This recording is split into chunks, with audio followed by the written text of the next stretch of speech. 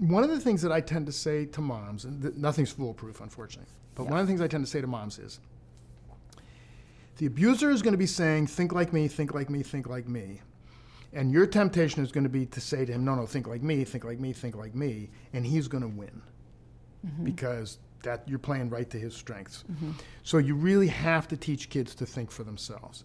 So when he's saying, think like me, think like me, think like me, rather than saying, no, he's wrong, it's more like this, you have to keep saying to the kid, what do you think? And let's look at this. And any games that you can play with them that encourage them to figure things out for themselves.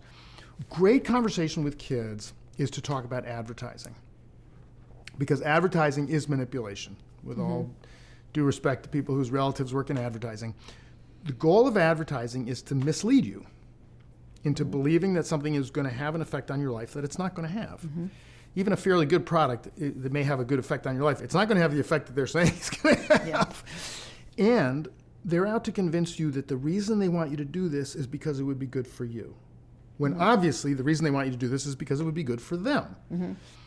So advertising is it is manipulation. It's working just the way manipulators work for exactly the same reason.